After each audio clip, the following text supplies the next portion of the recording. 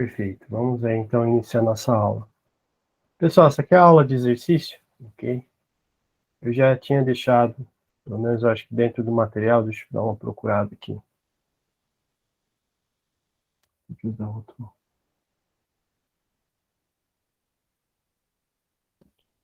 Acho que um pedido para vocês assistirem anteriormente a aula de uma básica, né? Ela não tem muita coisa, mas pelo menos é dedução. Vou ver se eu deixei aqui. Então era assistir, né? Opa! Vamos voltar aqui. Era assistir a aula 6, que era do método DTML, ok? Eu havia deixado ela aqui já na própria sequência, né, da média logaritmo de diferença de temperaturas. Eu deixei aqui, né, tema 4, para assistir a aula antes da aula do dia 23/1. Vocês estão vendo essa aula depois da gravação, né? Eu aconselho, para aqui, vem, assiste essa aula e depois retorna. Mas quem está acompanhando aqui não vai ter muito perda de conteúdo, porque foi mais dedução e não questão de repassar conhecimento. É mais mostrar como que é feita o cálculo dessa média logarítmica, tá bom? Vocês conseguiram assistir essa aula ou não? Pelo menos os que estão presentes? Sim. Tá tranquilo. Conseguiu, Pedro? Eu não assisti não, professor. Não assistiu? Tá tranquilo. Não, mas eu vou Depois você assiste assistir, lá só para eu tive tava entender. ocupado. Então, pessoal, o que vai acontecer? Até agora a gente aprendeu a verificar o coeficiente global, né, que a gente viu na última aula, que a gente até fez um exercício de fixação utilizando os dados da prova. E agora a gente vai... Qual que é a área necessária? Ok? Então, é uma pergunta que surgiu aí durante a resolução da prova, ou pelo menos a questão do comentário da prova. Como que agora eu continuo o equacionamento? Então, a ideia, né, é desenvolver uma relação de diferença de temperaturas para análise do trocador e modificá-la para diferentes tipos de trocadores, aplicar e aprofundar o método da média para outros estudos de caso. Então, o que nós fizemos, pelo menos nessa parte da teoria, né? Eu fiz o Professor, desenvolvimento... desculpa te Fala. atrapalhar. Você tá compartilhando tela? Ainda não, desculpa. Ah, tá. Perdão. Compartilhar a tela aqui. Bem lembrado. Obrigado.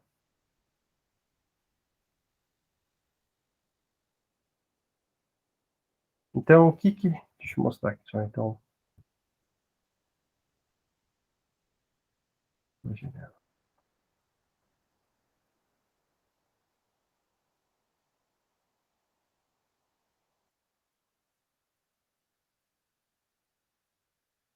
Agora foi. Show de bola. Então, pessoal, o que eu precisava que vocês tivessem feito antes, né, era assistir, né, pelo menos a teoria antes. E essa teoria, ela está na parte aqui da aula. Seria o tema 4, agora que nós estamos vendo, a média de diferença de temperatura, que seria esse link. Ok? E a nossa ideia, a gente já calculou a transferência média, né, ou pelo menos a gente calculou, agora a gente quer estimar a área. Ok? Que a grosso modo é a ideia? A gente pegar um trocador de calor, pelo menos nesse caso mais simples, a gente viu, né, que a gente vai ter diferentes variações de temperatura, da entrada até a saída. Em alguns casos, eu consegui calcular esse fluxo de calor, né, ou pelo menos estimar esse fluxo, com um coeficiente, a área necessária, quando a temperatura de um dos lados, né, era constante, ou pelo menos um balanço de borda. Então, quando acontecia, né, um dos fluidos estava a temperatura constante, o infinito estava constante, e também a temperatura da superfície era constante. Então, daí eu conseguiria calcular, né, a temperatura da superfície, a temperatura do infinito, aí depende da situação, ok? Só que esse aqui é um caso muito particular, nem sempre vai ser válido. Se a gente for olhar as temperaturas, né, dos fluidos distantes, elas vão variando ao longo do tempo, já que um recebe calor do outro e vai, então um perde calor e o outro vai recebendo calor e isso vai chegando até aqui. Então, fazendo um balanço de balanço, não, na verdade, uma questão de transferência de energia, né? A gente tinha visto, né, que a gente poderia falar que o dq é um coeficiente global, uma variação da área, a temperatura do fluido que está de um lado aqui, vamos então aqui, por exemplo, T quente de entrada no comprimento X, menos T quente ao longo do comprimento, e T frio ao longo do comprimento X, no meu trocador aqui, que seria de 1 a A. Então, o que eu acabei fazendo, né, essa parte que depois que vocês vão ver na teoria, é para um caso particular de tubos coaxiais em correntes paralelas. Eu fiz todo o desenvolvimento. E a gente chega a uma equação que é mais ou menos da seguinte forma. O fluxo de calor é o coeficiente global. Nesse caso aqui, né, a gente supõe que esse coeficiente global em cada elemento infinitesimal aqui, daí vai ser constante. Ah, mas tem variação de temperatura. Eu pego uma média para calcular esse coeficiente. Ok? Então, a gente supõe que é uma média esse coeficiente aqui. Vezes a área, vezes uma variação de temperatura. A priori, né, dá-se a entender que essa variação de temperatura, se a gente for olhar, a gente tem uma entrada, né, que seria aqui, uma saída. Aqui na entrada eu tenho uma variação ΔT1, que seria a temperatura do quente da entrada, temperatura do frio da entrada. E aqui eu teria uma variação de temperatura final, ok? Do que sai. Dá-se a entender que esse ΔT aqui seria a média aritmética dos dois, mas ele não é. Esse ΔT, a gente até põe depois ml, que é uma média logarítmica, ΔT ml, que a gente calcula. Ele é dado como ΔT1 menos ΔT2, dividido por um logaritmo, que é o nome que é propriamente do caso, ΔT1, sobre ΔT2. E também eu posso fazer invertido. Né? Vocês pegar essa relação aqui é igual.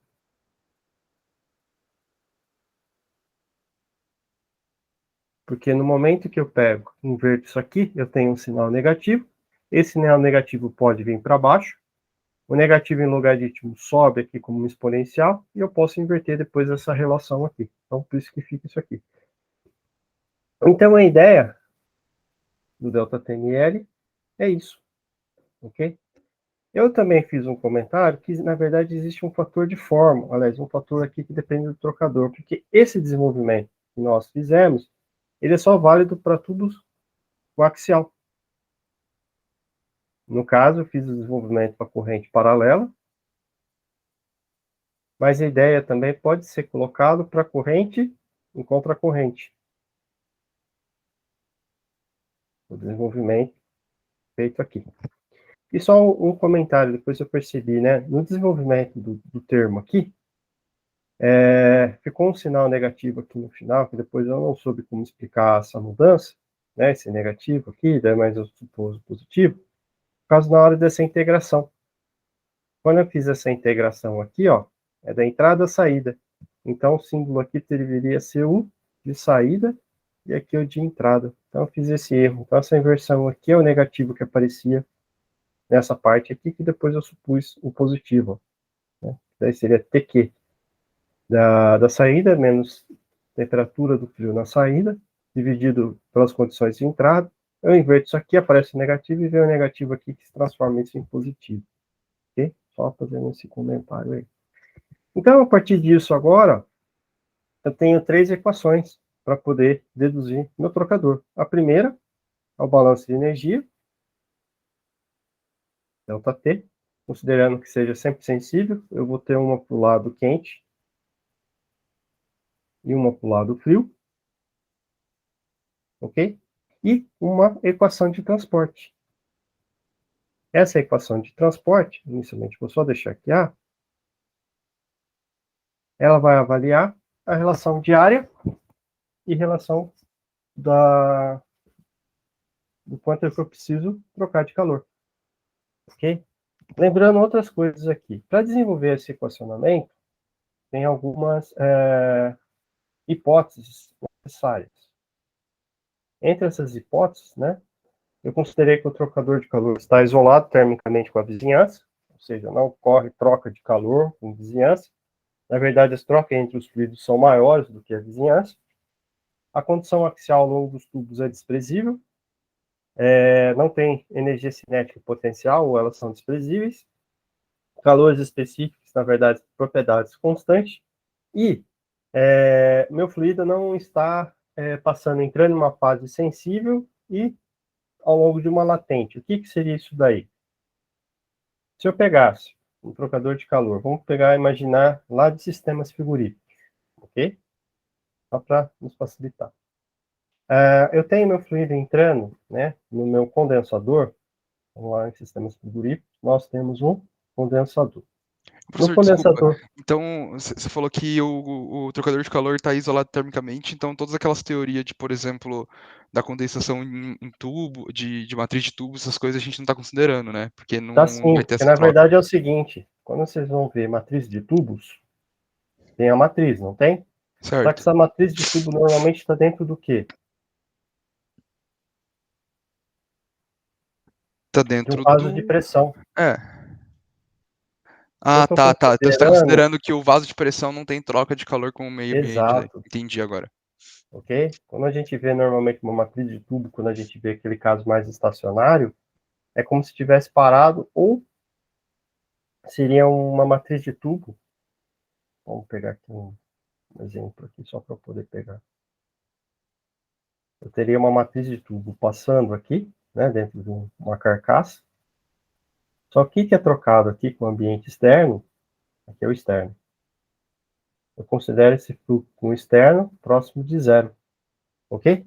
Mas a troca entre os fluidos é o que é preponderante. A ideia é essa, Tá certo. desse comentário, ok? Então é isso que, quando fala que não é trocado com o ambiente externo, eu estou só avaliando os dois fluidos que estão em análise. Então, vamos pegar aqui o caso do meu condensador. Eu tenho meu fluido refrigerante, né? Um fluido refrigerante. Eu vou fazer em conta corrente. E vamos supor que ele está sendo resfriado a água. Tá bom? Então, a água está passando por aqui. Então, aqui é a água. O fluido refrigerante, ao longo do trocador, o que vai acontecer com ele? Ele vai entrar com uma temperatura, ok? Ele vai trocar calor, que seria sensível. Posteriormente, ele vai ter uma fase de mudança de fase. Não sei quem estiver fazendo aqui, então, aqui é a entrada. Aqui é o ponto intermediário da temperatura de condensação. E aqui é a saída. Vamos supor que aqui título igual a 1 e aqui título igual a 0. Ok? Então, o que eu estou percebendo aqui? Eu tenho uma fase sensível e uma fase de calor latente. Então, eu não posso usar a minha média de TML desse ponto a esse ponto aqui. No caso do ar que estaria entrando, a água que estaria entrando aqui, ela tem um perfil aqui e depois um outro perfil aqui. Então, aqui seria a entrada dela, a saída, e aqui seria o ponto intermediário que estaria junto aqui. Então, eu não posso usar minha média de TML para toda essa situação. Ok? O que eu teria que fazer? Na verdade, separar em dois casos. Então, aqui seria o primeiro caso, que era somente parte sensível de um dos trocadores, e no segundo caso, a parte latente. Não sei se vocês entenderam isso. Eu não posso aplicar do início até o final. Eu tenho que separar porque sempre vai ter que, eu só posso analisar ou na fase sensível ou na fase latente. Eu não posso analisar o trocador como se estivesse sensível e latente por causa da integração que nós fizemos. Ok? Fica claro isso para vocês ou não? Pedro, para você fica claro? Tá tudo certo, professor. Tá certo, professor. Então, tranquilo. Então, o que ocorre é essa dificuldade. Ok? Então, você sempre vai ter que analisar, né? Quando a gente vê essa hipótese aqui, na verdade, nem está aqui. Eu só posso analisar quando está na fase sensível ou na fase latente. Eu não posso ver uma das fases não pode entrar sensível e sair latente. É só essa observação. Ok? Então, aqui está um exemplo, né, do coaxial. A gente tem uma noção.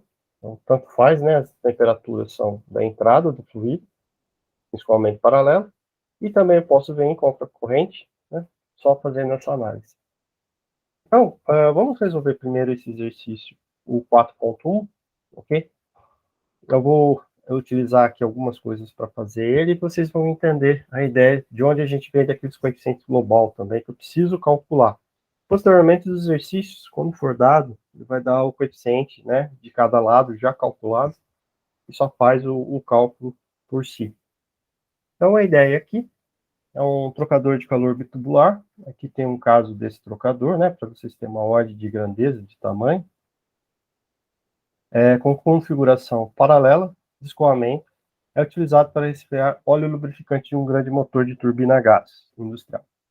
A vazão máxima de água de resfriamento através do tubo interno é de 0,2 kg por segundo, enquanto a vazão de óleo através da região anular é de 0,1 kg por segundo. O óleo e a água entram a temperatura de 100 e 30 graus Celsius, respectivamente. Então, ele já nos deu, né, que ele quer saber a área desse trocador necessária, se a temperatura do óleo deve ser de 60 graus Celsius, ok? Então, eu vou pegar aqui essa parte desse exercício, vou jogar aqui no OneNote para a gente poder acompanhar. Aqui, ó. Então, o primeiro passo que eu preciso fazer, né, o exercício não deu nada do coeficiente, então tem que começar a modelar o caso. Então, o trocador coaxial, simplesmente, né, é um tubo, internamente está um dos fluidos, externamente eu tenho meu outro fluido. No caso, para simplificar, né, eu vou fazer um quadradinho aqui. Sei que de um lado está entrando, né, uma das coisas, e do mesmo lado está entrando o outro, só que está entrando pelas bordas. O exercício falou, né, grande motor, a vazão máxima de água de resfriamento através do tubo interno. Então, quem está passando internamente?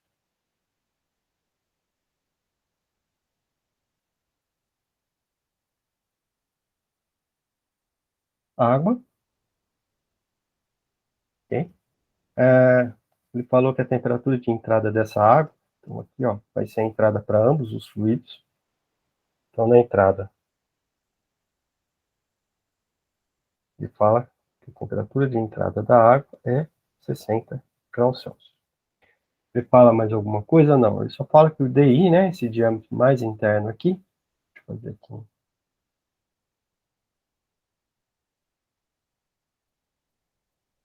é 25 milímetros.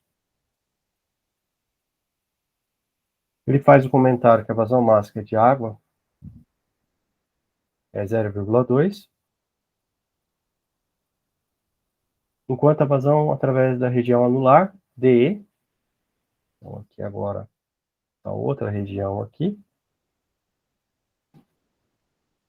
tem 45 milímetros.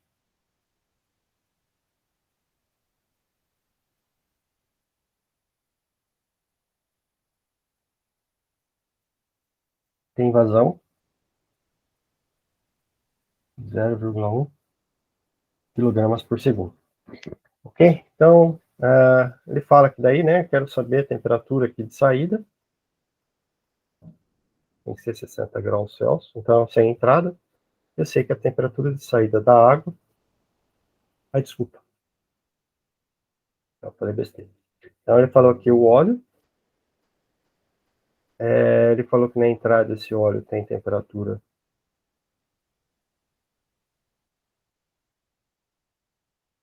de 100 graus Celsius.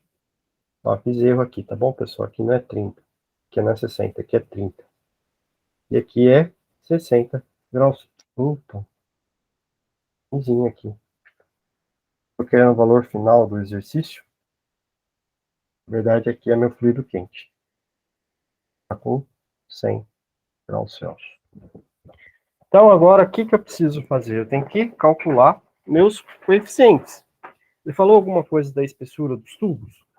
Não, falou nada. Então, já vai entrando aí que eu vou supondo que essas paredes sejam delgadas. E vamos seguir os procedimentos de cálculo. Então, tanto faz eu analisar em relação à área interna, né, em contato da água, ou área externa que está em contato com o meu óleo. Seguindo o comentário, não tem uma região aqui, ó. Essa região, ela está em contato com o exterior. Por simplificações, eu vou supor ela isolada. Ok? Por que eu vou supor ela isolada? Por questão de... Como eu posso dizer?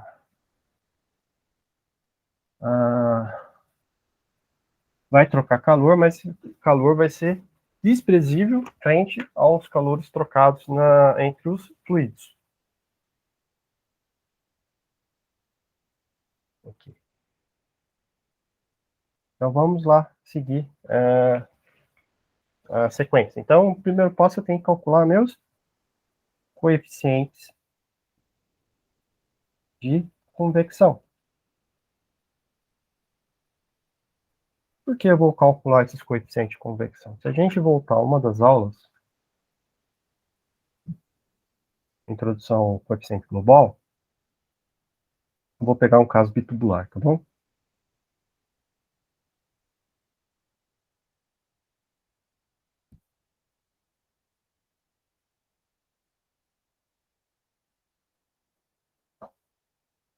Seria, né, um caso genérico e o meu caso bitubular.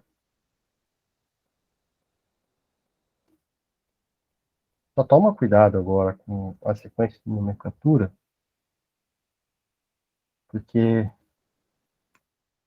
na hora de olhar isso aqui a gente vai ter uma suposição, mas que não é verdade. Toma cuidado para não confundir esse DE com, né, o diâmetro interno que está nessa parte aqui. O que ele está vendo propriamente dito, nessa questão, é essa interface aqui, ó, existente. Então, tem que tomar cuidado, às vezes a nomenclatura pode nos confundir. Nesse caso aqui está confundindo. É essa relação aqui, ó, ok? Então, o que eu estou vendo,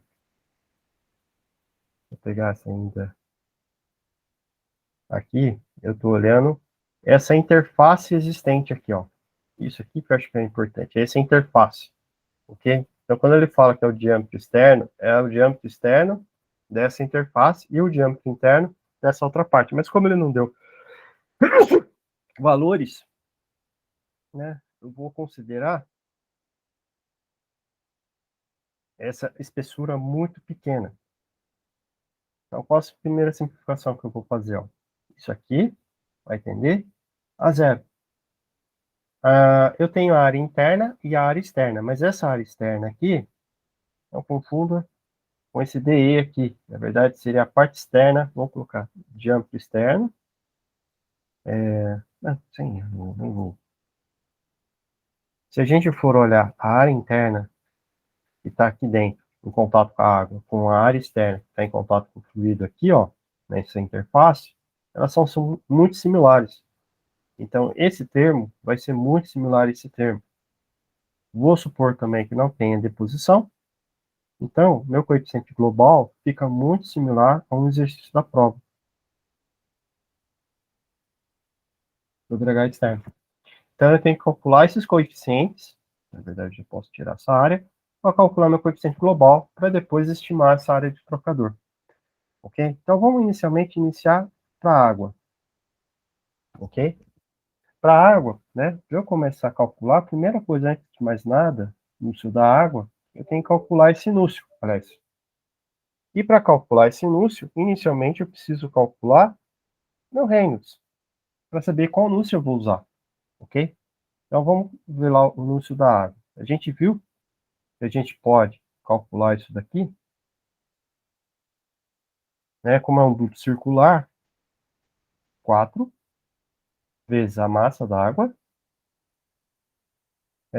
π, viscosidade da água, e o diâmetro onde está sendo inserido. Nesse caso, esse diâmetro aqui é meu D interno, ok? Minha massa de água é quanto? Foi dado no exercício, 0,2.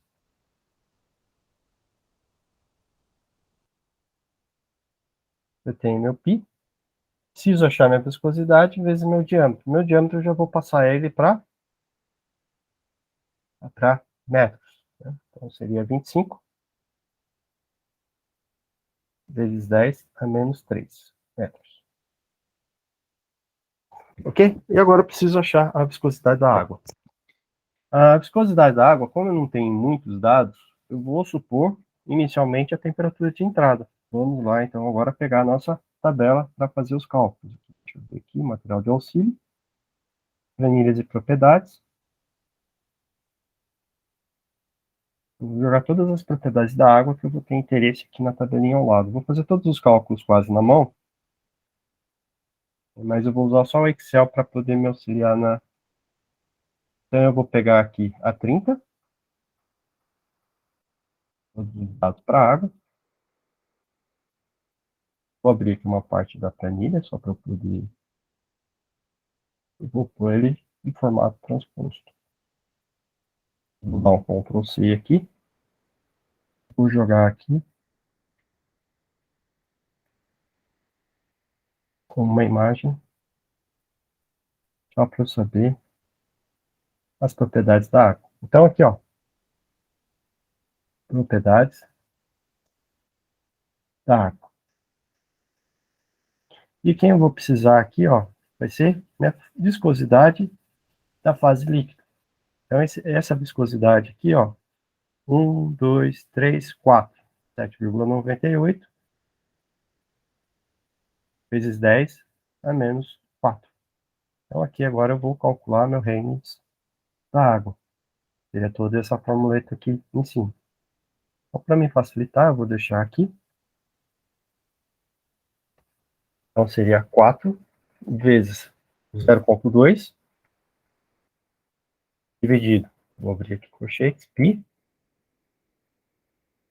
vezes a viscosidade da água. Eu tenho aqui. Vezes 25 dividido por 1000. Eu não estou colocando 10 a menos 3, porque eu acho que fica mais fácil para eu colocar nesse formato. Se a gente olhar o cálculo do Reynolds, vou fazer aqui, deu 12.798. Aqui dá 12.798. Perfeito. Então, qual anúncio eu posso utilizar para água? Eu vou usar o Ditzbolter.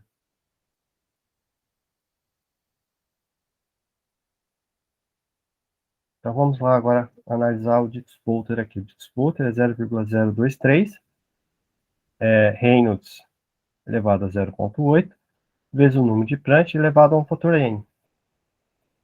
Ok? Vocês lembram de cabeça? Qual que seria esse fator n?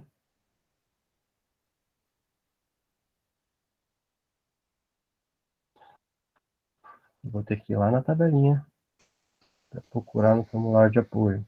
Eu acho que era 04. É 0,4. A água está resfriando. Na 1,3. verdade, está resfriando outro fluido. Então, ela está aquecendo. Então é verdade, é verdade.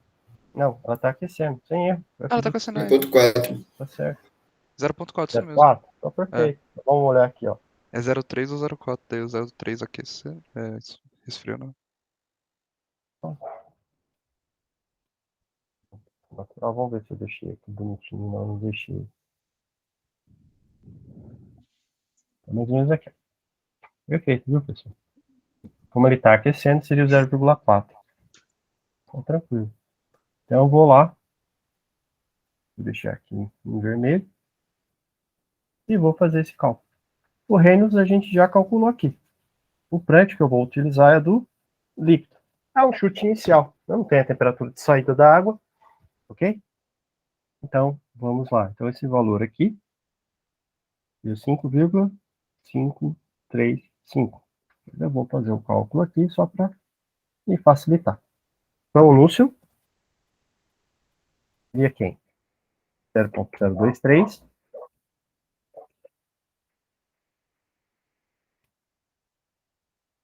vezes o Reynolds, que está aqui, elevado a 0,8, vezes o meu Prandtl. Na verdade, estou vendo líquido, 0,4, e fecho aqui. O meu núcleo deu próximo de 87,88. Então, já fazendo um cálculo aqui. Aqui dá 80,88. Seguindo a ideia, né? A definição de núcleo é o coeficiente diâmetro, que é o comprimento característico, vezes a condutividade da água. Aqui eu vou usar o diâmetro interno. Então, eu chego com o coeficiente da água, que é o H interno, vai ser dado como o núcleo da água, vezes a condutividade térmica do líquido, né? Eu estou trabalhando aqui, que seria a água, dividido pelo meu diâmetro interno. Seguindo os cálculos.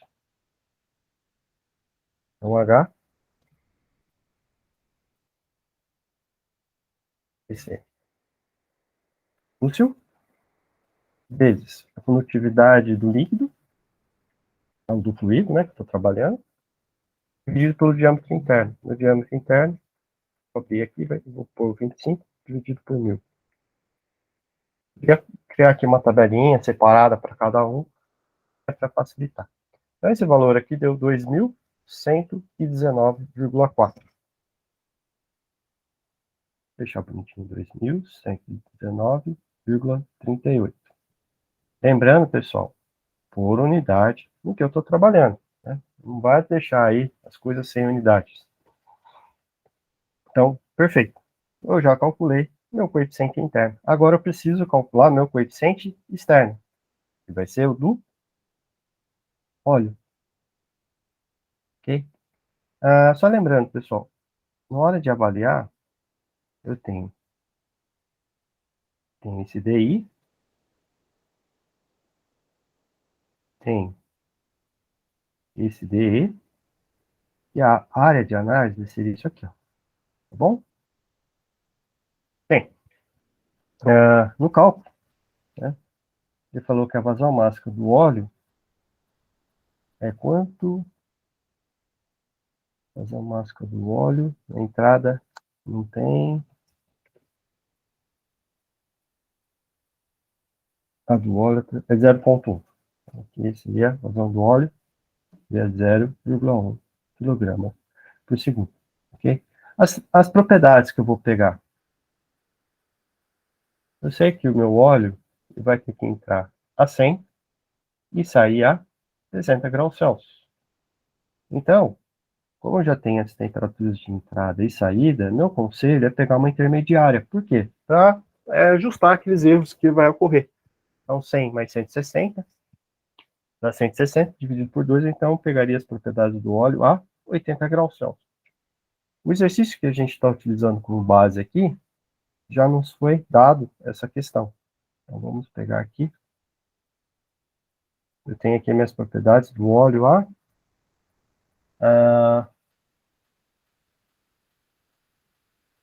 80 graus Celsius. 80, só que aqui está a tabela 0,5. 80 mais 273, vamos arredondar para 270. Qual a propriedade mais ou menos aí? 270 mais 80. 350. Tenho 350. Ok? Então, pegaria as propriedades que estariam aqui intermediárias. Então, vou só jogar aqui. Vou facilitar. E já procurei. Na verdade, vai pegar uma coisa quase intermediária aqui, né? Fazer interpolação. Mas eu vou pegar, por simplificação, as propriedades a 350 graus Celsius.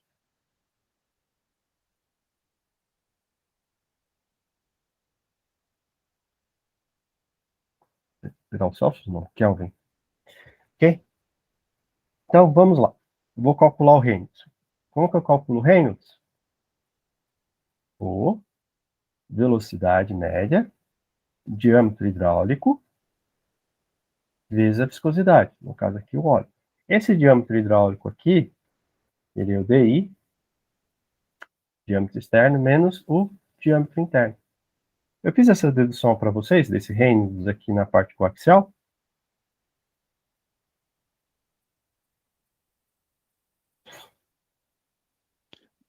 Eu não lembro, pra falar a verdade. Não lembra? Então fazemos aqui, ó. Vamos lá fazer, vamos seguir quase similar, né? Porque dá vontade de, aqui tem o diâmetro hidráulico, dá vontade de usar também o diâmetro hidráulico, então seria fazer DE menos DI. Vocês vão ver que não é bem assim. Eu só lembro de ter visto essa fórmula do diâmetro hidráulico no formulário, mas de chegar a utilizar eu não me Não, recordo. não. Mas é mais reino para questão coaxial. Então vamos calcular qual que seria a velocidade aqui. Inicialmente eu vou calcular a área, tá bom? Então a área do coaxial seria quem? Π, diâmetro externo ao quadrado, menos diâmetro interno ao quadrado, dividido por 4. Não seria isso? A nossa vazão máxima seria quem? Rho vezes área vezes velocidade, ok? A área eu já achei aqui. Então, o que que eu vou fazer? Eu vou substituir essa velocidade aqui, ó. Vamos lá. Nossa velocidade seria a vazão máxima, densidade, vezes a área. Já que a gente já achou aqui essa parte do coaxial, que é essa parte aqui. Então, vamos lá. Então, vou ajuntar com esse de cima. Então, meu reino seria quem? Rho. Pego essa parte aqui, né? E troco aqui da velocidade. Então, seria a vazão máxima do óleo, densidade do óleo, vezes a área do coaxial, vezes diâmetro hidráulico, dividido pela viscosidade do óleo. Vou continuar aqui ainda o desenvolvimento, só que eu vou fazer ele aqui. Então, meu Reynolds, né, do coaxial, em Rho, massa, densidade. Apareceu viscosidade, eu vou deixar aqui.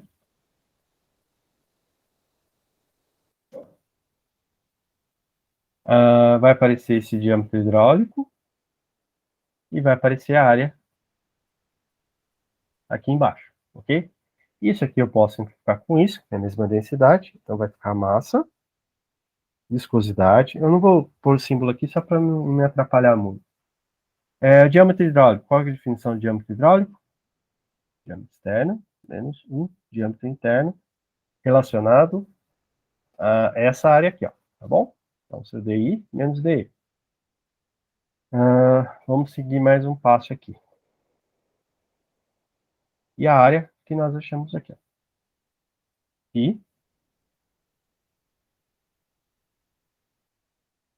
tá, na verdade, na parte inferior, né? Então, só vou inverter aqui, ó. O 4 está em cima. Eu tenho o π aqui. D ao quadrado menos DI ao quadrado. Ok? Bem, tá aqui. Pessoal, vocês lembram dessa relação? A quadrado menos B quadrado é A mais B vezes A menos B. Ok? Que acho que é lá em cálculo 1, cálculo 2, alguma coisa do gênero. Então, o que que vai acontecer aqui, né? Vai ter o DE menos DI. Isso aqui. DE mais DI. DE menos DI. Okay? Isso simplifica com isso. Então, Reynolds, no caso coaxial, pode ser escrito como quem? 4 vezes M dividido por π, viscosidade, diâmetro externo, mais DI. Tá bom? É muito similar quase a duto interno. Aliás, duto circular interno. Só que o formato dela é esse aqui. Ok? Então vamos calcular então agora o nosso Reynolds aqui para ver qual que é o caso que a gente vai supor. 4 vezes a massa de óleo. A massa a gente viu lá em cima que é 0,1 kg por segundo. Eu tenho meu π. Viscosidade do óleo, nessa questão aqui, ó, viscosidade. Pessoal, só toma cuidado, aqui tem um 10 a menos 2. Aliás, aqui tem um 10 elevado ao quadrado. Então, o valor que está aqui está vezes 10 a menos 2. Então, seria 3,56 vezes 10 a menos 2. Então, seria aqui, ó, 3,56 vezes 10 a menos 2. eu tenho o diâmetro externo mais o diâmetro interno. O diâmetro externo vale 45 e o outro vale 25. Só que estão em milímetros. 45 mais 25 vezes 10 a menos 3 metros. E eu vou calcular agora o Reynolds para esse caso aqui. Eu vou descer aqui um pouquinho mais para o lado. Só para me facilitar aqui. Ó. 4 Reynolds do óleo.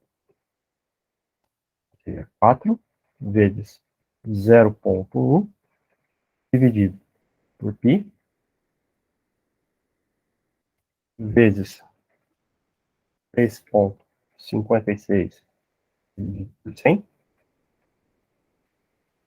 vezes 45 mais 25, nesse caso dividido por 1000, e fecha todo mundo. Então, o nosso Reynolds deu 51,09. Então, esse Reynolds aqui deu 51,09. E aí, o que vocês acham disso aqui? É laminar, Laminar bem baixo até, né? bem baixo.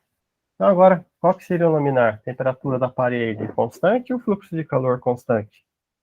Fluxo térmico, taxa de fluxo constante. Não sei, sinceramente não sei. Daí eu vou dar uma dica aqui para vocês. Aqui é uma dica prática. O exercício ele faz a gente engolir. Uma dica prática. Quando a gente vai fazer isso aqui, sempre analise a taxa de capacidade calorífica. A taxa de capacidade calorífica, que eu indico com uma letra C, ela vai ser a vazão do fluido vezes o calor específico do fluido naquela situação. Quando o meu fluido está em mudança de fase, o que acontece com a taxa de capacidade calorífica dele? Vai tender a infinito durante mudança de fase. Ok?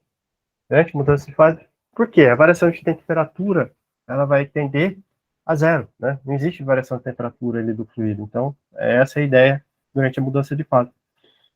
Se só tem calor sensível, tranquilo, vocês calculam dessa forma. Quando está ocorrendo mudança de fase, o que normalmente vocês já percebiam que acontecia nos exercícios? O que vai acontecer na prática? A temperatura da parede, né, naquela parte metálica do meu trocador, ela vai ficar constante, muito próximo da temperatura de mudança de fase, ok? Ali daí tem uma variação, aí depende das condições do fluxo, como que está a relação do outro fluido, mas no geral, quando tiver mudança de fase, quando você tiver infinito, quer dizer que a temperatura da parede está constante. Então, isso aqui também serve. Então, quando eu tiver com dois fluidos insensíveis, eu olho a taxa de capacidade calorífica. Se a taxa de capacidade calorífica de um fluido 1 for muito maior que a taxa de capacidade do fluido 2, eu posso fazer uma suposição que a temperatura da parede é quase constante. Um dos fluidos não varia tanto de temperatura. É essa a ideia.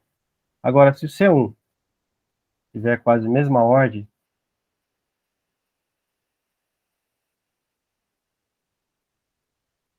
de grandeza, o C2, eu já não posso fazer muita coisa. Daí eu vou falar para você, senta e chora. Na verdade, eu vou precisar fazer alguma coisa de cálculo numérico, ok?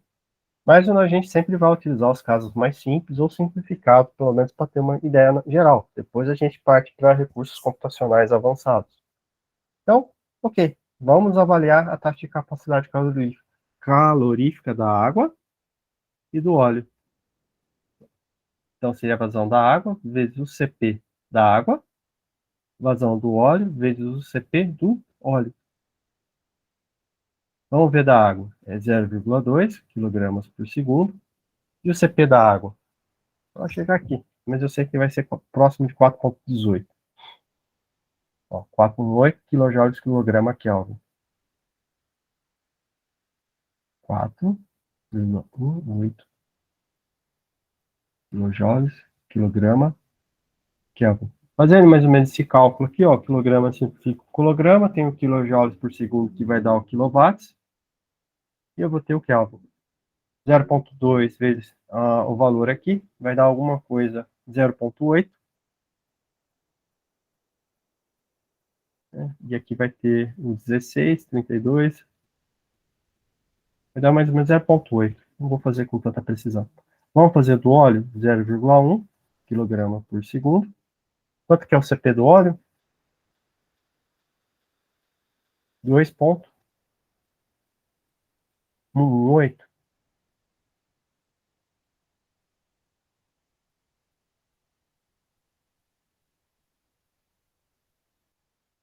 Então vamos lá, 0,1. Aqui vai dar 0,2 aproximadamente, tá bom, pessoal? Bem, tá na mesma ordem de grandeza, mas vocês percebem que isso daqui tá quase 4 vezes maior a temperatura? Aliás, 4 vezes maior? O que que significa? A cada uma variação de 1 Kelvin que vai ocorrer no óleo, né, para igualar isso daqui, né, para ter uma variação de 1 Kelvin, isso aqui vai ter que ter 4 vezes a variação. Na verdade, isso aqui é quase olhando o balanço de energia. Então, qual que foi a variação de temperatura do óleo? É 100, e ele vai ter que ir até 60. Então, uma variação de 100 menos 60 vai dar próximo de 40 graus Celsius.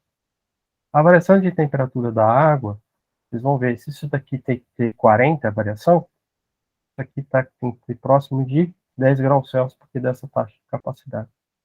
Então, eu sei que a temperatura final da água vai ser 10 graus acima. Então, ela vai sair de 30 e ir até 40 graus Celsius. É uma longa variação? Depende do que a gente está analisando, mas eu vou considerar que essa variação seja pequena frente à outra. E nisso, para me simplificar, vou supor que a minha temperatura da superfície vai ser quase constante. Ela vai ser? Não.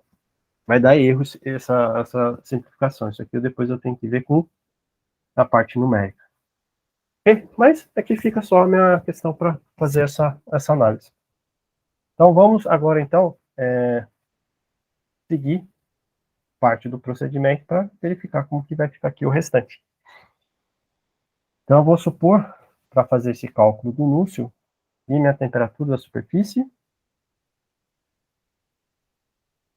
seja constante, só para poder fazer a análise. Nessa aqui, a temperatura de Lúcio constante, qual que dá vontade de ser usado? O 3,66. Mas por que eu não posso usar esse 3,66?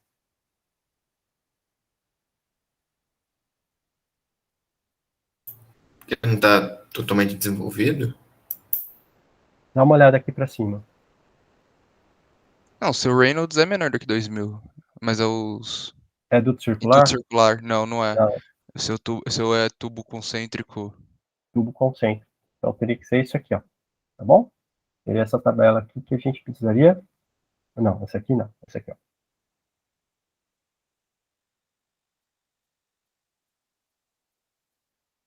Então eu vou usar essa tabela aqui. Ele fala a relação entre o DI e DE, tá bom? Aqui vai um. Aqui agora depende, pessoal. Se eu estou analisando, né? Porque isso aqui pode ocorrer duas condições, né? Eu posso ver que o fluxo pode estar ocorrendo internamente ou externamente. Como assim internamente ou externamente? Vamos entender isso aqui, ó. Então, no nosso caso, o que está ocorrendo é isso aqui, ó. O fluxo está ocorrendo aqui, ó, na parte interna do meu tubo coaxial. Então, isso aqui seria meu NUI. Só que também poderia estar ocorrendo o seguinte: imagine que aqui eu tenho meu tubo coaxial, na parte interna não está passando nada. Na verdade, essa parte interna aqui é uma parte de suporte. Ok? E aqui eu estaria na parte do tubo externo. E vamos imaginar que nessa parte externa aqui estaria ocorrendo condensação ou uma convecção do ar. Ok? Então, onde está ocorrendo agora a transferência de calor? nessa parte aqui, ó. Então seria o N1 interno. Ok? É a questão. Vocês podem até ver, ó. Quando esse aqui é meu DI, e aqui seria meu DE. Quando a relação DI sobre DE tender a zero, o que significa? Vale 3,66. 3,66 é o caso característico de dutos circulares. Ok? Só que no nosso caso, o que está acontecendo é dessa tabela aqui, ó. O nosso fluxo está na parte interna do escoamento, na parte interna de transferência de energia dessa parte coaxial. Então agora eu preciso achar a relação entre DI sobre DE. Aqui dá 25 sobre 45. É isso aqui mesmo. 25 mais 45. Vou usar aqui. 25. 45. A minha relação DI sobre DE.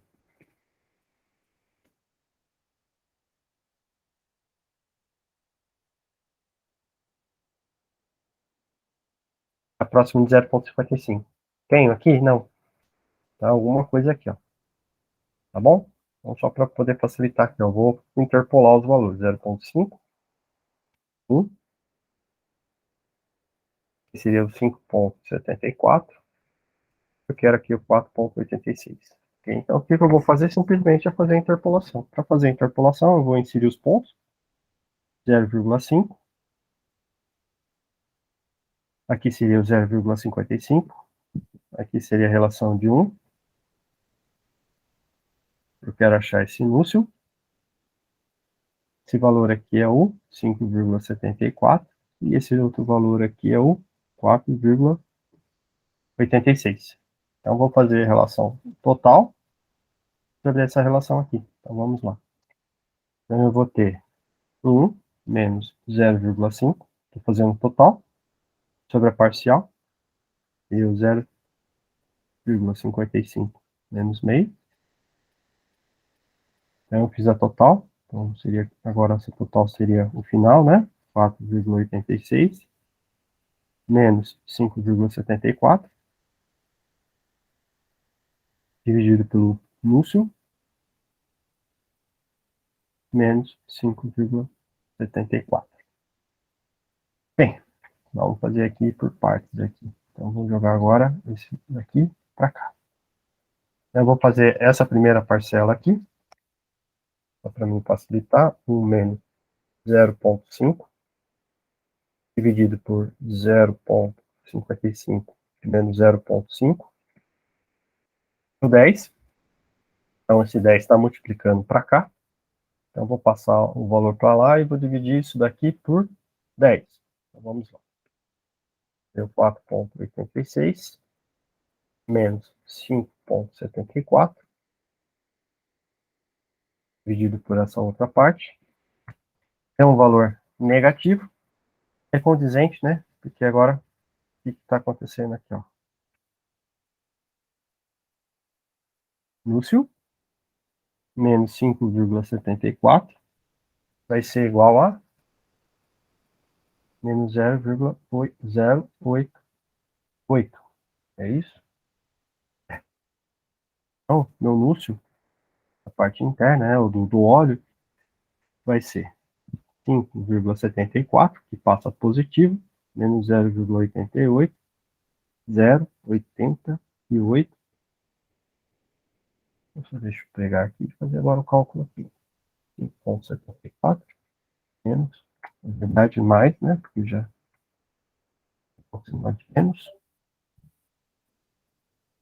5,65. Então, achei aqui, ó, no núcleo, no óleo, é igual a 5,65.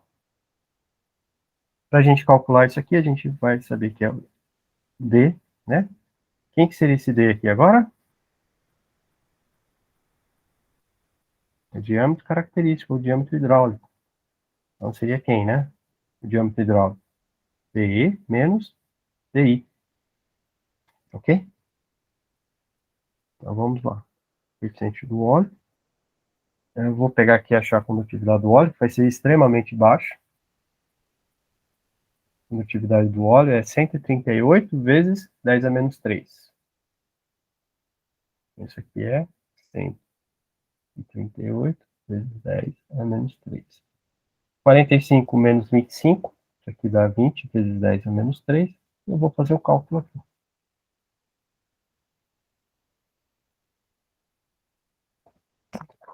Então seria Lúcio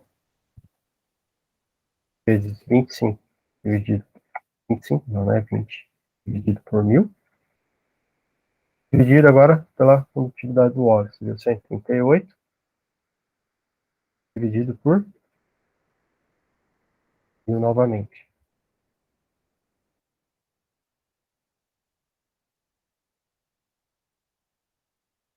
Ah, deu algum erro aqui, peço desculpa. Tem que achar aqui agora, tá. 5,65. Será que eu enfiei 1000 a mais aqui? É para dar em torno de 20 alguma coisa, tá bom, pessoal?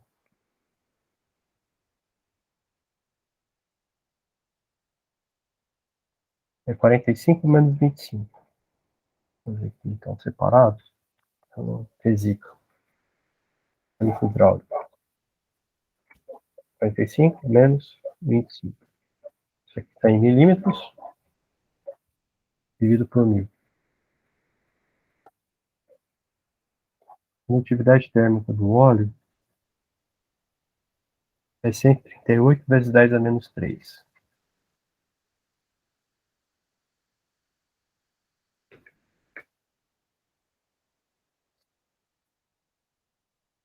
É 8, 10 a menos 3 dividido por 1000. Isso aqui.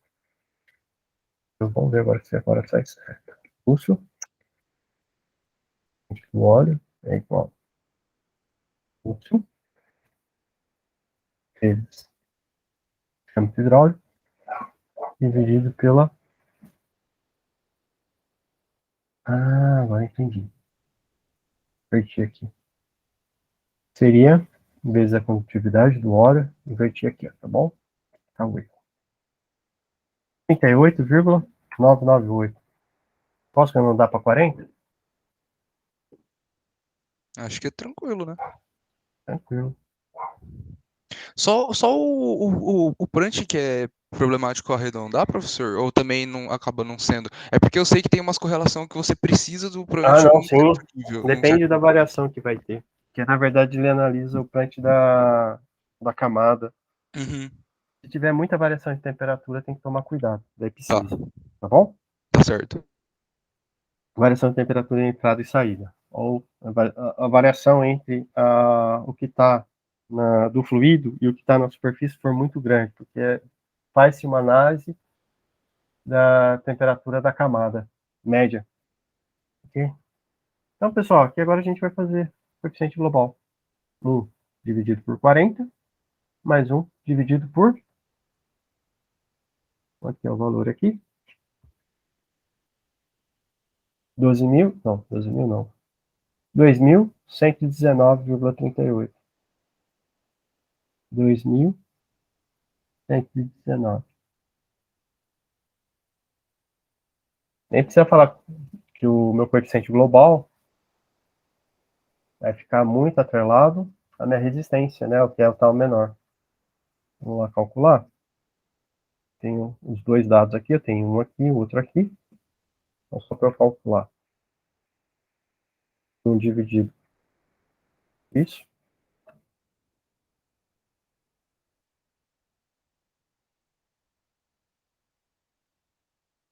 Mais 1 dividido por...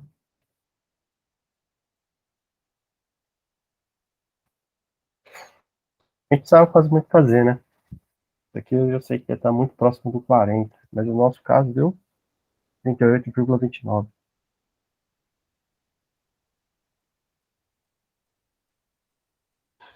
Bem, aqui agora entra a questão de engenharia que eu gostaria que vocês absorvessem essa ideia. Bem, se meu gargalo está sendo o óleo, qual que seria a noção mais simples e básica que qualquer um falaria para o óleo? Como que eu aumento o coeficiente do lado do óleo?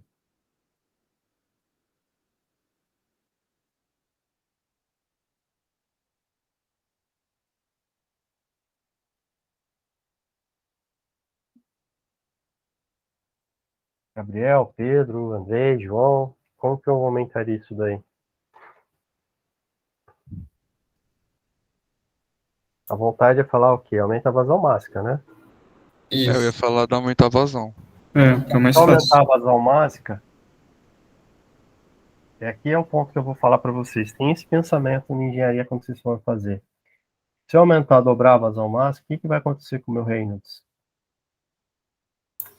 Ele vai dobrar também. Ele vai dobrar, só que vamos botar aqui o meu Reynolds, só para eu calcular aqui. Seu range é 52, eu acho. 52. Se eu dobrar minha vazão, ele vai para quanto? Vai pra 100. Para 100. Tá qual caso? Ele ainda tá Laminar laminar. ainda. É Vai mudar só se muita você coisa? aumenta. Não, é só se você aumentasse pra mais de 2.000, que daí você teria problema. Ou seja, eu teria que aumentar para 2.000. E será que aumentar para 2.000, mesmo assim, Bomba que resolveria? aguenta. Aguenta? E a perda de carga? É. O que é mais fácil fazer? Você pode mexer nos diâmetros? Posso mexer nos diâmetros, é uma sugestão, mas a sensação que dá na hora de olhar o coeficiente global, deixa eu ver aqui o coeficiente global, é inserir o quê? Aumentar a área e inserir Você a pode. letra. É, verdade. Você pode inserir a aleta também, né? A ideia seria a letra. É uma das sugestões. Mas a É um aleta seria do lado do exterior, né? Não, do lado exterior. Vocês não fizeram um tipo do exercício, interior, né? vocês fizeram um exercício que estava assim, acho que era o exercício 1. E aquelas 8 aletas. Exato. Isso aí, a gente chama isso daí como intensificador de calor. Inserir a letra interna. É uma das Entendi. formas. Ok? E como que é essas aletas internas? Elas vão percorrer toda a extensão do tubo ou vão ser feitas Em geral, a ideia é para ser sequencialmente? toda a extensão do Extensionando? tubo. Ela vai É, servir como uma superfície de suporte. entendi. Eu nem sei. Agora a questão de fabricar elas já é outros 500. Aí eu já deixo o pessoal de fabricação ver como que vai fazer elas. Mas normalmente o que, que vai ser feito? Você vai ter um tubo, ok? Uhum. Junto, eu passo alguma usinagem ou alguma coisa para fazer o quê? O encaixe delas. E para poder fazer essa usinagem da melhor forma possível. E na parte superior, para fazer daí um outro encaixe aqui, é a minha ideia, aí, mas daí entra para o pessoal de fabricação. Novamente, eu tenho aqui um suporte aqui, e chega a letra para entrar aqui. Normalmente, o que, que pode ser essa letra aqui, né? Esse material, e esse outro material vai ser um material mais resistente, por exemplo, pode ser aço, e as aletas poderiam ser de um material mais maleável. E daí, então, eu faço elas entrarem de forma interferente, quase, né? Eu faço um processo que elas entrem e vou deformando elas dentro do processo. Eu posso elas ter um tamanho levemente superior, e na hora de estar inserindo esses tubos um dentro do outro, elas vão se deformando, que nem a rosca do cárter, aquela rosca do suporte, né, do cárter na hora de fazer. O cárter normalmente é de aço, e essa rosca que faz a questão do óleo, né, dentro, é um material mais maleável, que se acontecer alguma coisa, ela se deforma, não a estrutura do cárter embaixo do carro. É a mesma coisa. É uma ideia de fabricação, que eu imagino. Aí já entra outra área da engenharia, que não é tanto da área térmica. O que está vendo da área térmica é essa questão da letra. Agora, como que vão colocar ela? Eu posso soldar elas, se tiver possibilidade, só que com esse diâmetro, não imagino que dê para soldar. Uma outra possibilidade a ser feita, né? Não seria as aletas em si, mas seria formas de, sim, seria tubos helicoidais. Você já viu isso daí ou não? Só que aqui não tem como colocar. Seria uma fita helicoidal colocado dentro. Imagine pegar uma fita, torço ela, então torcer ela vai ficar com um formato mais ou menos assim.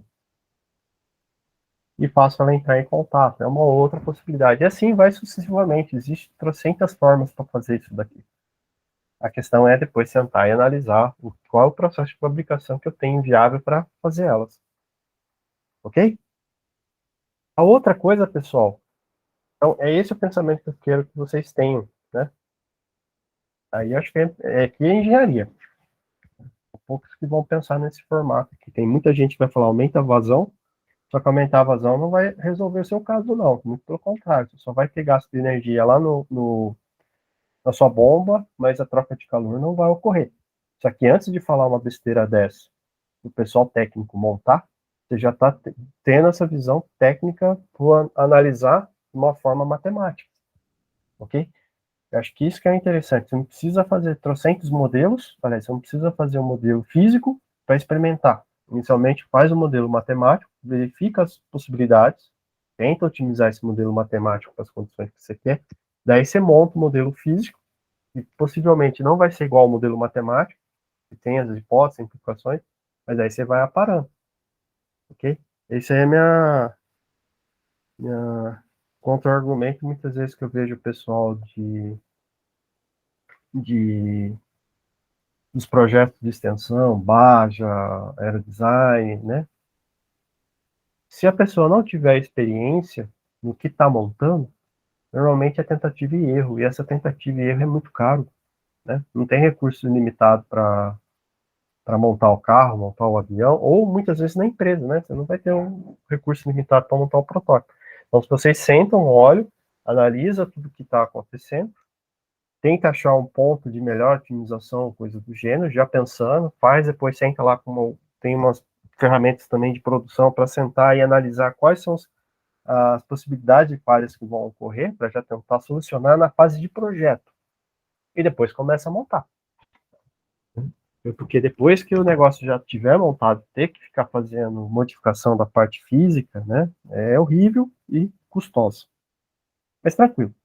Pessoal, uma outra forma também de mexer com isso daqui é esse condutividade aqui, ó. Tá bom? Essa condutividade aqui para os olhos é muito baixa. Então a ideia, muitas vezes, é usar alguma partícula em suspensão de tamanho bem pequeno, no caso nanopartículas. Vamos pegar que a gente pegasse nanopartículas de carbono, que tem condutividades ali para cima de 200, 1000 watts metro quadrado Kelvin, não acredito que seja isso. E a mistura fica com uma condutividade intermediária. Né? É o que o pessoal vem testando, é uma outra forma de tecnologia. A questão é manter a qualidade dessas nanopartículas suspensas aqui, né, sem elas ocorrer a sedimentação delas depois, quando o sistema estiver parado. Né? Mas é isso aí, ok? A gente calculou o coeficiente global. Então, pessoal, agora eu preciso calcular qual que vai ser a área. Para calcular qual que vai ser a área, tem o fator F aqui, que por enquanto a gente vai considerar igual a 1, né? Não tem erro nenhum, vezes o dTml, ok? Então eu vou precisar das variações de temperatura e do fluxo de calor. Quanto que é o fluxo total de calor? Né? Se eu tenho a temperatura de entrada e saída dos fluidos, eu já sei mais ou menos. Seria a vazão máxima de óleo, CP do óleo, temperatura de entrada do óleo, menos temperatura de saída do óleo. O exercício já deu quase tudo para nós. Isso vale 0,2, 0,1. Esse valor aqui a gente viu lá atrás, né? Eu precisei usar ele na prática, né? Que é o 2,118.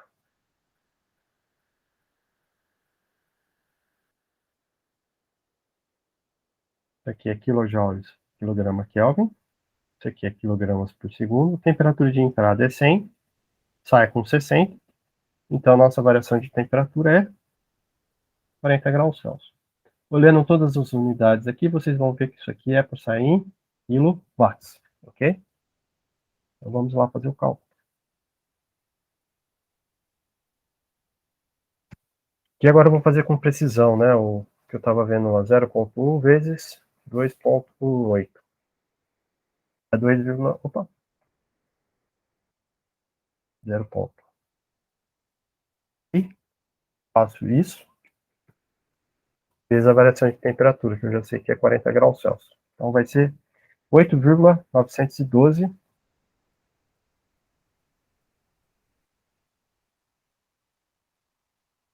quilowatts. Preciso também achar a temperatura de saída da água, né? Então, esse mesmo fluxo vai ser o quê? Vazão máxima da água, CP da água, temperatura de saída da água, menos temperatura de entrada da água. Trabalhando todo esse termo aqui, eu vou chegar nessa equação aqui. A TSA é igual a temperatura de entrada da água, mais o fluxo de calor, né, a quantidade de calor trocado, dividido pelo MACP da água, que é a taxa de capacidade calorífica que a gente também já calculou. Vamos lá verificar. A taxa de capacidade da água é 0,2 vezes 4,18. Tem mais alguma coisinha aqui, eu nem vou me atentar a esse cálculo. A variação de temperatura seria quem? Isso é o fluxo dividido. Ó, alguma coisa errada aqui. 0,2 aqui. Ó, 10,66. Então, a temperatura de saída da água, essa é a temperatura que ela entrou, 30 mais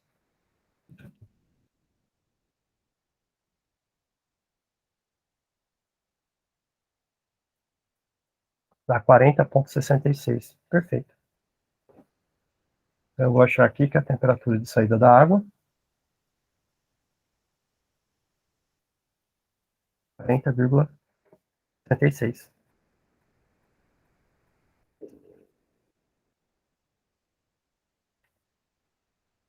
Pronto. Então já tem o fluxo, né? Aliás, na verdade, a taxa de transferência de calor. Agora eu preciso calcular meu DTML. DTML. Então vamos lá por uma forminha bem bonita, né? Para facilitar a visualização. Tá aqui. O óleo seria o fluido meu. Estaria fazendo isso aqui. E a água, alguma coisa que estaria fazendo isso aqui. Essa é uma precisão tremenda, né? Isso aqui é 100. Isso aqui é 30. Isso aqui é 60 graus Celsius, né? Então, você já percebe que não está em proporção. 40,66 graus Celsius. Isso aqui vai ser meu ΔI, o ΔT1. 100 menos 30. Enquanto que o meu ΔT2 está desse lado aqui, ó.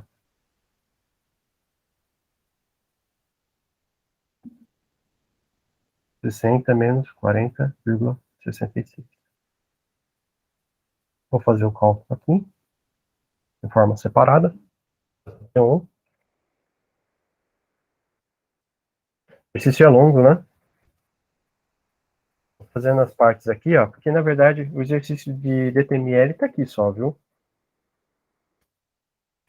O restante é só para vocês entenderem, né? Para não ficar de onde está vindo o restante.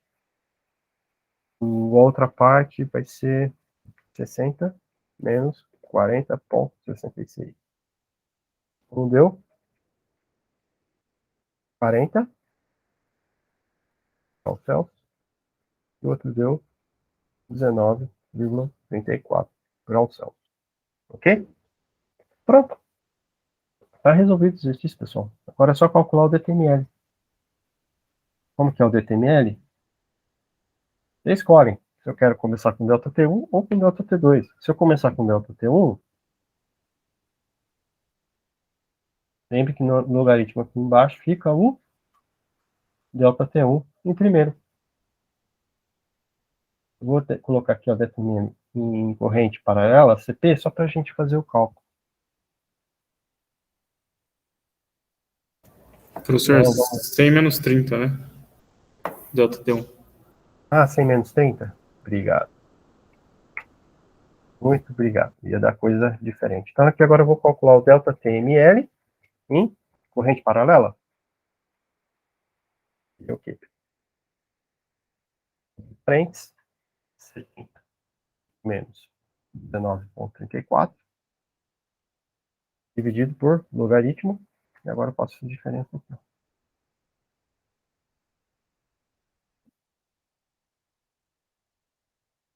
39,38 graus Celsius. Deu 39,38 graus Celsius. Ok? Feito isso, agora é só usar a equação aqui, ó. Fluxo, coeficiente, área, delta T, ml. Só toma um cuidado seguinte. Normalmente, quando a gente calcula o fluxo, né, a taxa de transferência de calor, ela vai estar dada em quilowatts. Enquanto que o coeficiente, normalmente, vai ser dado em watts, metro quadrado Kelvin. Então, toma só cuidado com isso aqui. Então, isso aqui, ó, seria 8,192 vezes 10 a terceira watts. Meu coeficiente global, 38,29.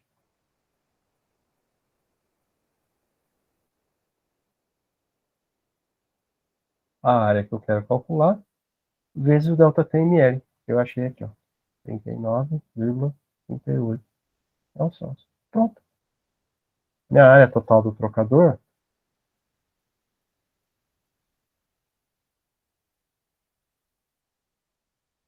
e meu fluxo, 8,192 vezes 1000, dividido pelo meu coeficiente global. Acho que eu calculei ele aqui, nessa parte, vezes delta TML que eu achei aqui. Fecha. 5,43 metros quadrados. Se vocês quiserem saber a área que eu preciso, né, essa área vai ser quem? Π. Eu vou usar o diâmetro interno vezes o comprimento.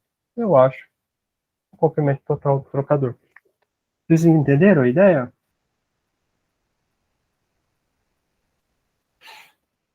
É simples. Aqui não tem muita complicação. É só saber agora os casos onde eu aplicar. Então, esse comprimento total que eu preciso do trocador seria o R lá, que eu calculei por causa dessa área. Bem, se eu reduzisse essa área pela metade, qual que seria as temperaturas? Essa temperatura de saída. Eu tenho que fazer algum procedimento de cálculo aqui, né? De interpolação para fazer esse cálculo. Mas eu não vou entrar em detalhes agora, mas só comentando para vocês. Então, o método DTML ele serve para prever a área necessária no fluxo de calor ou temperaturas de saída que eu preciso. Agora, se eu já tiver a área do trocador e o coeficiente global e quero saber as temperaturas finais, é o próximo método que a gente vai ver depois da P2, e que é o método efetividade NUT. Bem, pessoal, e se vamos supor que por alguma consideração, né, por algum pepino, estão lá na empresa e sem querer o técnico montou o seu trocador de calor, ou pelo menos a especificação foi, e o pessoal pediu uma análise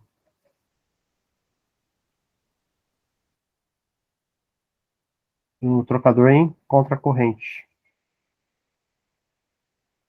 Então ele entra aqui a 30 e sai aqui a 40,66. Vou deixar aqui 40,7, tá bom? Aqui ele entra a 100 e sai a 60. Qual que seria a área necessária do trocador? Vocês conseguem fazer rápido esse exercício aqui comigo? Se estiverem acompanhando.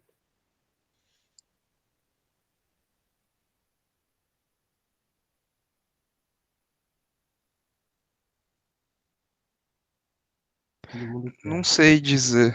Eu acho que você tem que. A área seria. Vamos fazer por A taxa de transferência de calor vai modificar? Não. Perfeito. O coeficiente global da transferência de calor vai modificar? Ah, eu acho que não, porque. As Deixa eu medidas pensar. estão sendo iguais, né? Só está Tá sendo igual. invertida. Isso.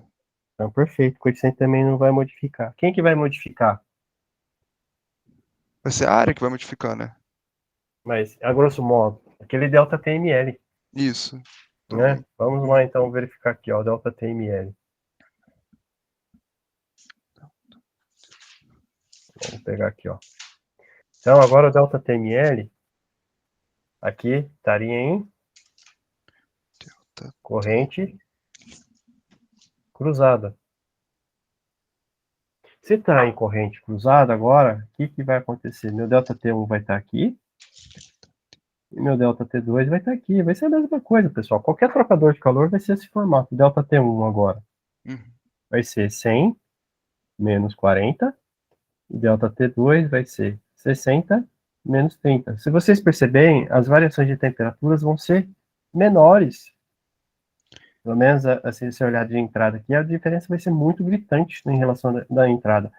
Mas o que acontece? Ela se mantém mais uniforme do que essa daqui. Daí você pode fazer aquele. Daí você vai fazer aquela conta do delta TML sendo delta T2 menos delta T1 dividido por ln de Exato, delta aqui T. é 30, tá bom? Meu fluxo de calor é quanto? É tudo a mesma coisa, tá bom? Então vai acabar aqui minha bateria, significa que eu vou ter que terminar a aula já. O que vai modificar, ó, vai ser meu delta T1, vai ser que 100 menos 40. O delta T2 vai ser quem agora? 60 menos 40,66. Meu delta TML eu posso pegar aqui, ó, só que aqui vai ser a mesma coisa, né? Que ele está pegando tudo aqui agora em função desses outros valores.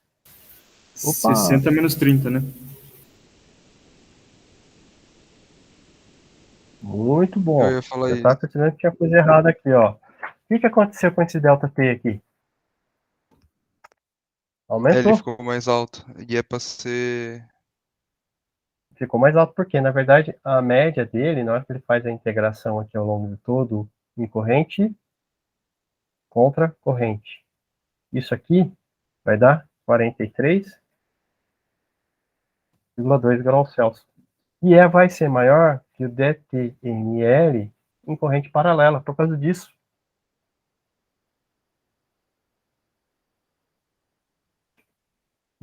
Ele vai sair grandão. Só que depois o que vai acontecer? Vai ficar pequenininho aqui no final. Então o que adianta dar a largada, né? Às vezes tem que tomar cuidado, né? Por que adianta sair queimando largada se lá no final depois eu chego cansado? É melhor manter uma constância. E essa é a ideia do corrente paralela. Tá bom? É essa a questão aí do delta TML. Então sempre compensa por em corrente contra corrente. Se vocês fizerem aqui o cálculo daí, né, a área do contra-corrente vai ser menor que a área do corrente paralelo. E aqui agora segue depois o procedimento, depois para os outros tipos de trocadores. O que o pessoal faz? Expõe esse fator F, U, A, delta TML, sempre analisado em corrente contra corrente. E depois tem um fator de ajuste aqui para fazer esse ajuste. Que eles pegam o melhor caso do trocador e fazem. Então esse valor aqui sempre vai estar entre 0 a Como 1. você define. Tá bom? Dos outros tipos de trocador, coaxial sempre vai ser isso daí. Mas eu não entendi como que você Coaxial sempre vai define ser esse isso. valor do fator de correção. A gente vai Tá bom. aprender na próxima aula. Tá. Tá bom? Eu só dei a introdução do DTML. Vocês não vão ter nada para ser feito para a próxima aula, não precisa ser feito. Eu vou trazer umas tabelas a mais. Eu vou passar, acho que um exercício. Tem exercício hoje de Não, fixação tem ou pra não? próxima aula. A próxima É. aula? Então, essa aula aqui eu vou deixar um exercício simples só para vocês. Eu vou dar uma olhada no exercício mais ou menos similar. talvez, acho que nem vou deixar precisar vocês calcular esse coeficiente global. Embora seria interessante calcular, mas é um pouco complicado. Eu vou dar uma olhada aqui, vou montar isso daí, e na próxima aula a gente vai ver os outros casos, né? Alguns casos, uns casos simples, ou casos específicos, e também a questão de outros tipos de trocadores, como que é esse fator F. Tá bom, pessoal? certo. É isso aí a aula de hoje. A Eu vou próxima parar semana aqui, já vai ser presencial? Próxima semana presencial. Tá. Daí vai ter exercício em sala, né? Vai ter exercício em sala. Qual que vai ser o tema? Ainda vai ser o tema 3. Ah, tá, o de coeficiente global. Na verdade, tema 4, desculpa. O DTML. Ah, tá, então do DTML mesmo, tá certo. Sim, ó, se a gente for olhar aqui,